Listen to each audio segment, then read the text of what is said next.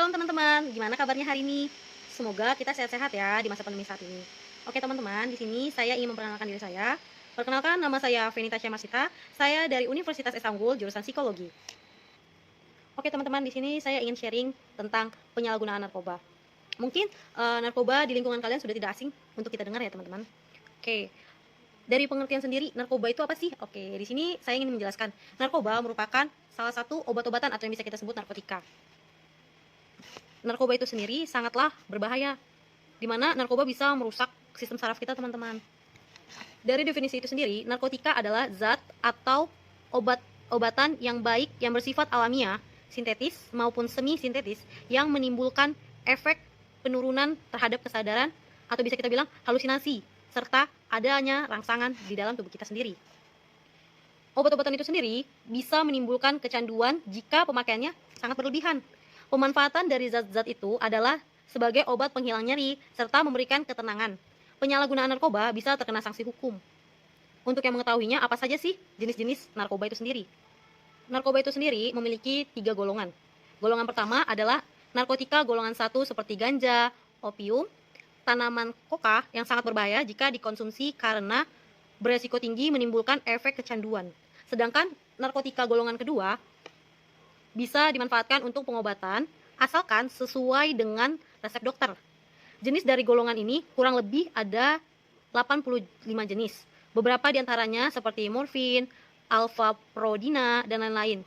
Golongan 2 juga berpotensi menimbulkan ketergantungan atau kecanduan. Narkotika golongan ketiga yaitu golongan terakhir, di mana resiko ketergantungannya cukup ringan dan banyak dimanfaatkan oleh pengobatan serta terapi.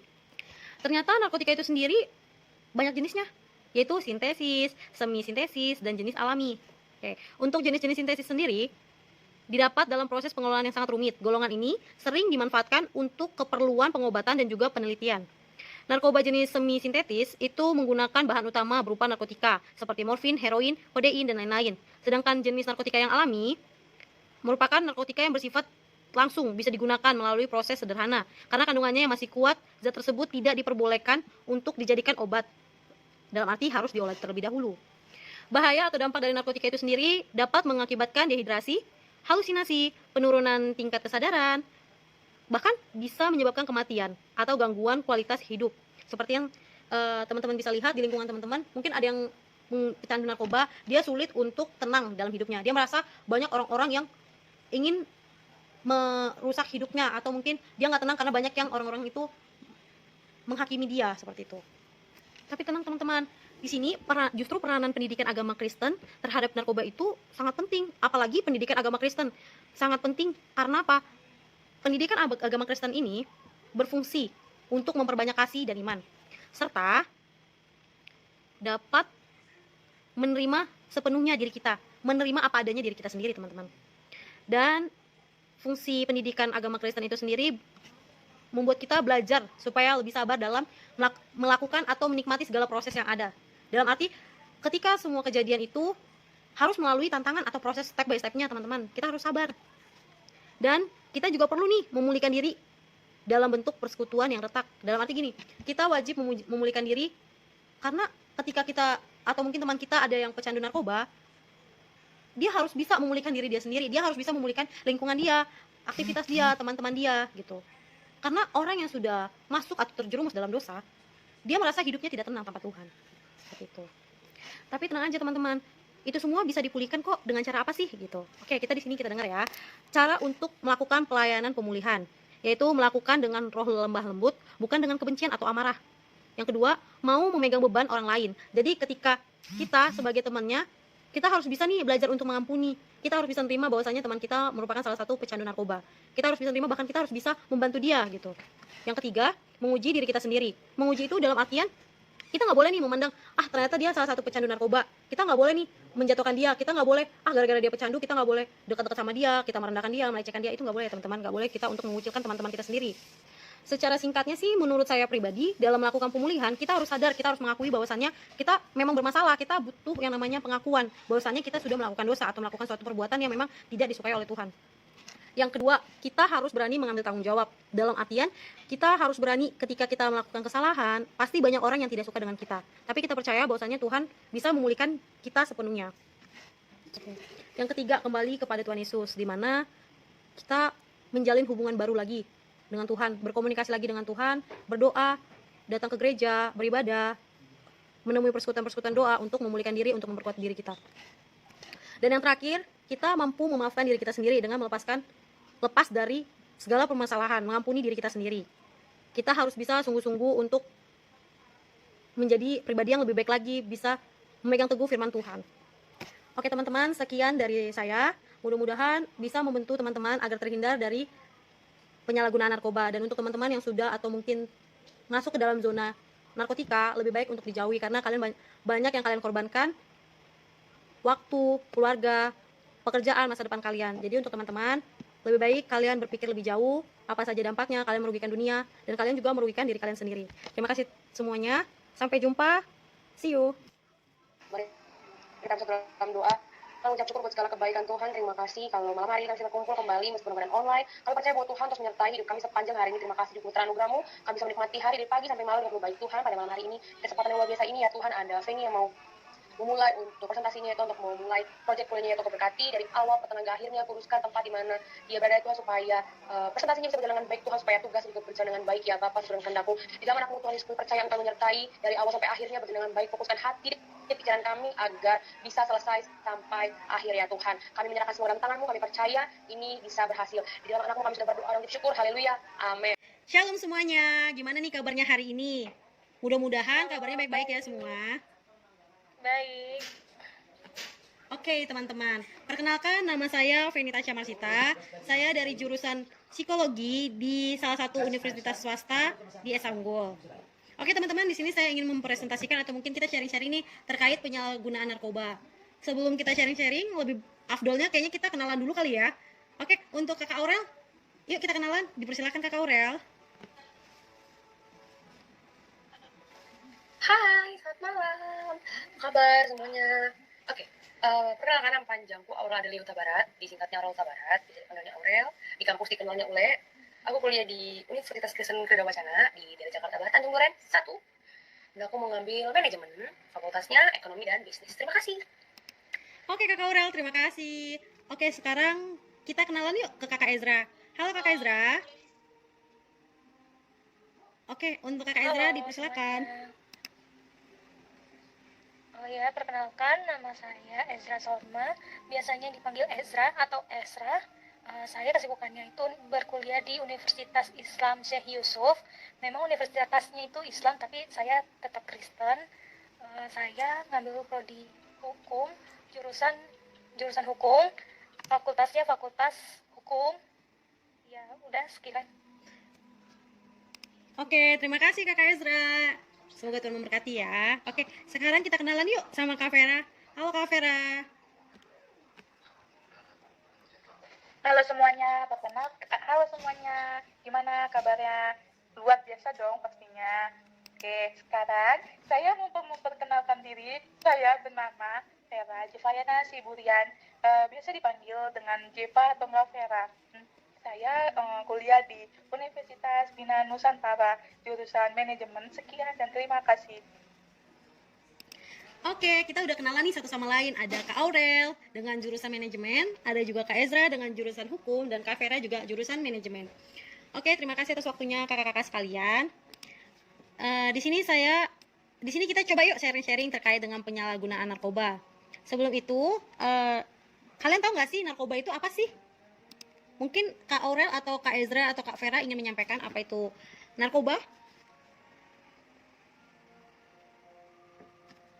Narkoba adalah obat yang sering dipakai di apotik, tetapi narkoba di sini memiliki makna yang tidak baik dan tidak sehat bagi tubuh dan jasmani kita. Kenapa saya bilang seperti itu? Karena narkoba di sini kita memakainya secara berulang-ulang, dan narkoba yang kita pakai ini adalah jenis yang berbahaya seperti sabu-sabu dan lain-lainnya. Dan narkoba di sini adalah yang memiliki efek samping seperti kita jadi lupa diri,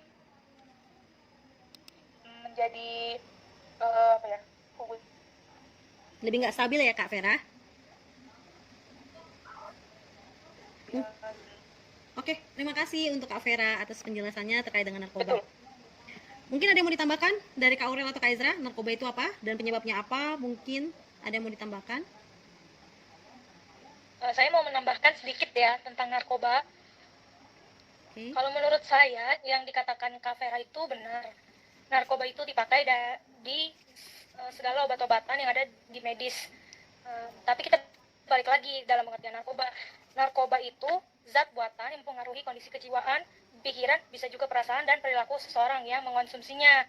Nah, karena obat itu bersifat alamiah atau sintesis maupun semisintesis, jadi menimbulkan efek penurunan kesadaran, halusinasi, serta daya rangsang untuk mencoba narkoba itu kembali begitu.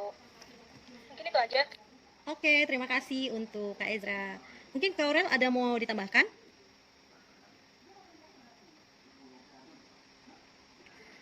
Kalau dari aku itu menambahkan sih kalau narkoba punya efek samping yang sangat kuat ya, yang dimana efeknya itu akan berakibat fatal dan bisa dibilang yang memakai menjadi pecandu. Kalau bahasa Inggris junkie. Jadi itu efeknya sangat berat di fisik, terutama dia membunuh di dalam fisik dan tubuh sih kalau menurut aku. Oke, terima kasih untuk Kakak Aurel. Oke, di sini kita coba ya pahamin gitu. Apa sih peranan pendidikan agama Kristen terhadap narkoba nih? Kan teman-teman tahu nih narkoba itu nggak bagus. Nah pastinya ketika narkoba itu tidak baik untuk digunakan atau mungkin tidak baik untuk dikonsumsi dalam waktu yang berlebihan, ternyata di dalam pendidikan agama Kristen itu sendiri, fungsi dari pendidikan ini mengajarkan kita untuk memperbanyak kasih dan iman. Dan gunanya pendidikan agama Kristen itu supaya kita bisa menerima sepenuhnya. Dalam artian kita harus bisa nih, oh ternyata semua kenyataan atau semua yang terjadi sama kita ini memang sepenuhnya Tuhan yang menentukan gitu. Jadi manusia yang bisa berencana tapi Tuhan yang bisa menentukan takdir kita. Seperti itu. Dan yang ketiga itu mungkin kita bisa diajarkan lebih sabar dalam menjalani segala proses. Dalam arti tidak ada segala sesuatu yang instan. Semua butuh proses, butuh tahapan, butuh jenjang dalam mendapatkan atau meraih segala sesuatu yang lebih baik gitu. Dan di sini juga kita perlu yang namanya memulihkan diri. Jadi di dalam pendidikan agama ini kita diajarkan untuk memulihkan diri kita. Memulihkan di mana komunikasi kita dengan Tuhan itu sangat harus dipulihkan. Dengan cara ya pendidikan agama Kristen ini mengajarkan kita untuk lebih dekat dengan Tuhan, berkomunikasi dengan Tuhan, dekat dengan sesama. Yang pastinya itu ke dalam atau ke ranah yang lebih positif seperti itu. Dan di sini kita juga bisa lihat ya. Kita bisa tahu nih ketika di dalam pemulihan butuh yang namanya setiap step by step atau proses gitu. Yang harus kita lakukan dalam pelayanan pemulihan yaitu melakukan dengan roh lemah lembut, bukan dengan amarah. Jadi ketika kita ingin membantu seseorang yang sedang terjerumus atau sedang melakukan narkoba, yang harus kita lakukan menasihati dia dengan lemah lembut, dekat dengan dia seperti Imamat 19 ayat 17. Menegur dengan terus terang, jangan membenci, selalu memiliki sikap yang mengampuni. Jadi dalam arti kita menegur, tapi kita nggak boleh menjatuhkan mental seseorang. Kita harus mendukung dia, mendukung dalam arti yuk bangkit seperti itu. Dan yang kedua, mau menanggung beban orang lain. Ketika teman-teman kita bercerita, ketika teman-teman kita curhat, kalau anak-anak zaman sekarang yang bilang curhat gitu, itu kita sama halnya ketika teman kita cerita berarti otomatis permasalahan dia itu salah satu tanggung jawab yang besar. Ketika dia cerita berarti kita harus bisa nih, oh cerita dia kita tidak boleh menyebarkan ke siapapun. Interaksi kita itu adalah kalau kita berinteraksi dengan Tuhan tidak ada yang tahu. Sama halnya ketika kita berinteraksi dengan teman kita yang cerita tidak boleh ada yang tahu. Kenapa? Itu sebuah rahasia. Jadi yang kedua ini mengingatkan kepada kita harus bisa menerima teman kita sehingga teman kita pun mau bercerita tentang pergumulan dia seperti itu. Dan yang ketiga, menguji diri kita sendiri, tidak memandang rendah orang lain. Jadi ketika kita ingin membantu orang lain, kita nggak boleh nih milih-milih dia dari golongan kaya atau dia dari golongan yang terkenal, populer seperti itu. Kita nggak boleh membandingin. Kalau kita ingin melakukan pelayanan, kita harus dengan hati nurani kita sendiri. Sebenarnya cara praktisnya itu juga ada loh teman-teman. Ketika kita melakukan pemulihan, kita harus bisa nih mengakui permasalahan kita. Kita harus bisa nih, Tuhan saya punya masalah, saya punya pergumulan gitu. Harus meyakini diri kita sendiri bahwasannya kita memang bersalah gitu. Kita memiliki pergumulan, punya permasalahan. Itu tertulis di Amsal 28 ayat ke-13. Dan yang kedua, ambil tanggung jawab. Ambil tanggung jawab dalam arti luka batin kita hanya dapat dipulihkan oleh Tuhan, bukan dengan orang lain. Jadi kalaupun ada teman-teman kalian yang mensupport kalian itu belum tentu kalian ikutin 100%. Oh tidak, kalian harus melakukan pertimbangan-pertimbangan. Oh ternyata seperti ini, seperti ini, seperti ini gitu. Tapi teman-teman kalian tetap mensupport kalian, tetap mendukung kalian agar kalian bisa lebih berpikir positif seperti itu. Dan yang ketiga, kembali bersama Yesus, terima pengampunan untuk diri sendiri, minta bantuan Roh Kudus untuk menunjukkan akar dari permasalahan dan bagaimana harus berdoa. Di sini tuh fungsi atau guna dari teman-teman yang tadi, teman-teman kita, orang-orang terdekat kita, fungsinya untuk mengingatkan kita dan menyadari kita bahwasannya, oh ternyata kita udah jauh nih dari Tuhan, kita perlu Tuhan untuk mengampuni kita agar hidup kita berjalan lebih baik lagi. Dan yang keempat, lepas pengampunan, mengampuni dengan segenap hati, bukan dengan kasih manusia tetapi dengan kasih Allah. Di sini kita diingatkan ketika kita ingin berubah, bukan orang lain yang merubah kita, atau mungkin kita berubah karena oh orang lain telah mengingatkan kita seperti ini, kita berubah karena orang lain, bukan, kita berubah karena diri kita sendiri, kita mau berubah, kita mau menjadi lebih baik ke depannya. Seperti itu. Di sini tugas kita adalah melakukan pelayanan di mana jangan melupakan bahwa yang mengubah hidup bukan kita, bukan teman kita, bukan keluarga kita, melainkan Tuhan. Tapi dengan cara teman-teman hanya mensupport kita. Ketika kita melakukan pelayanan ini, hidup kita juga bertumbuh, berkembang melalui setiap konflik dari permasalahan. Jadi ada permasalahan satu diselesaikan, oh berarti kita dapat pelajaran nih, oh masalah kayak gini kita tangani seperti ini, oh berarti saya nggak boleh seperti ini ke depannya. Seperti itu teman-teman. Terus di sini saya hanya mengingatkan sih untuk generasi muda ke depannya yang mungkin lebih dekat lah sama Tuhan, lebih punya aktivitas yang menurut saya lebih positif, punya komunikasi dengan Tuhan, dan menjalin hubungan yang baik dengan sesama. Oke, di sini mungkin untuk Kak Ezra, Kak Aurel, atau Kak Vera ada yang ingin disampaikan, atau mungkin kita sharing, ada yang bertanya. Gimana Kak Ezra? Oke Kak, tadi mau bertanya ya? Iya, saya mau bertanya, menurut kita semua nih atau menurut Feni, kalau misalkan ada pencandu narkoba, nah dia itu udah melakukan kegiatan positif tapi selalu dikucilkan dan dia dianggap sekedar ajang pencarian muka itu, menurut kalian itu harus bagaimana penyelesaiannya? Oke, terima kasih Kak Ezra atas pertanyaannya. Mungkin ada yang bisa jawab di antara Kak Aurel atau Kak Vera? Boleh ulang lagi? Maaf. Menurut kalian semua, kalau misalkan seandainya ada pecandu narkoba itu, dia udah melakukan kegiatan positif dan bahkan dia sudah mau keluar dari zona narkotika itu, tapi ada aja gitu orang yang nganggapnya itu cuman mencari muka gitu. Solusinya gimana gitu? Kalau dari aku, oh my God. Kalau dari aku, solusinya gak apa-apa. Kita belajar namanya tidak menghiraukan omongan orang. Kita tetap fokus ke tujuan kita, itu tetap dukung si teman kita yang sudah mengalami, yang sudah menjalani rehabilitasi, yang sudah keluar dari zona narkotika. Tugas kita hanya untuk terus mendukung dia, bukan mendengarkan yang jelek. Karena kita hidup itu menerima yang membangun, membuang yang menjatuhkan. Itu sih kalau dari aku.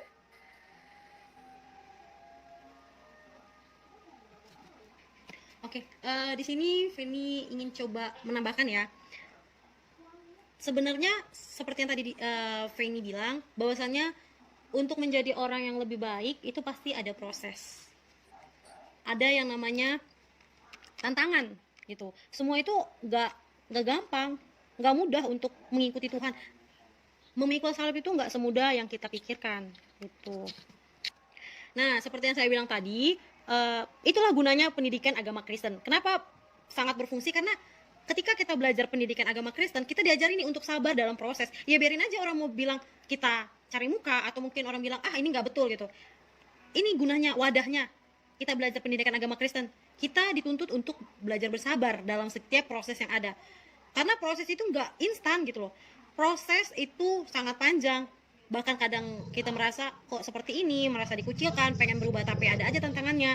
Ini yang namanya proses dalam kesabaran. Seperti itu. Mungkin dari Kak Vera ada yang mau ditambahkan?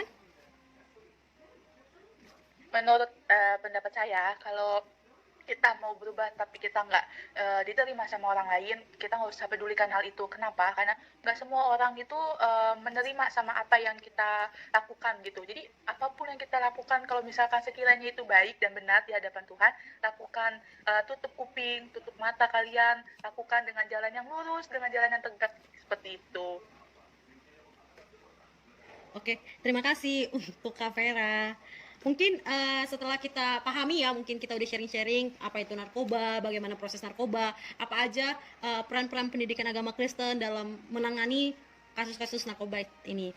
Mungkin dari teman-teman sendiri nih ya, ada nggak sih peringatan atau sesuatu untuk mengingatkan teman-teman kita di luar sana agar tidak terjerumus dalam narkoba?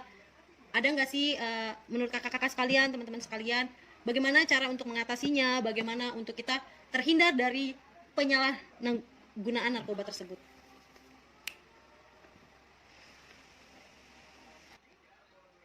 Menurut saya melakukan kegiatan positif seperti kegiatan sosial, membantu orang yang kesusahan atau mengajak mereka untuk berdiskusi apa sih yang mereka butuhkan saat ini gitu. Jadi melakukan hal-hal positif. Oke, terima kasih untuk Kak Vera. Ada yang ingin menambahkan lagi? Hidup, pokoknya kalau mau aman, jangan coba-coba. Oke, kalau kita tahu Tuhan tuh benci dan jijik dengan dosa. Ibarat dosa tuh kayak bola. Dosa tuh kayak benda, suatu benda yang dibenci, yang tuh jijik banget. Kalau kita sadar kita anak Tuhan, berarti kita juga harus, kalau kita juga sadar kita pengikut Tuhan, berarti kita juga harus ikut sama-sama benci dan jijik dengan dosa. Tapi kita mengampuni orang yang berdosa, orangnya, bukan dosanya. That's it. Oke, mungkin Kak Ezra ingin menambahkan sepatah dua kata? Oke, cukup ya. Mungkin terima kasih juga buat teman-teman sekalian sudah menyempatkan waktunya dalam sharing time hari ini. Semoga kita bisa memotivasi ya untuk anak milenial sekarang supaya terhindar dari narkoba, supaya mereka bisa menjalankan kehidupan mereka lebih ke arah yang positif ya dibandingkan yang negatif. Oke, kita akhiri untuk hari ini. Mari kita bersatu dalam doa. Bapak, kami mengucap syukur buat segala kebaikan-Mu Tuhan. Terima kasih kalau kami bisa menyelesaikan presentasi, bahkan diskusi, sharing dengan baik. Meskipun ada kendala sedikit ya Tuhan, kami percaya pertolongan-Mu sempurna. Biarlah Tuhan dari segi video, suara, semua presentasi berjalan dengan baik untuk proyek UAS Feni ya Tuhan, supaya bisa menolong untuk nilainya Tuhan. Dan sekarang kami akan kembali beraktivitas dan kembali untuk tidur malam hari ini. Kau berkati malam hari ini ya Tuhan, biarlah kami bisa menikmati malam hari-Mu dengan penuh baik ya Tuhan. Jagai kami, kuduskan tempat di mana kami berada, jagai rumah dimanapun kami tinggal ya Tuhan. Hanya di dalam anak-Mu kami sudah berdoa dan bersyukur. Haleluya. Amin. Amin. Thank you semuanya. Shalom.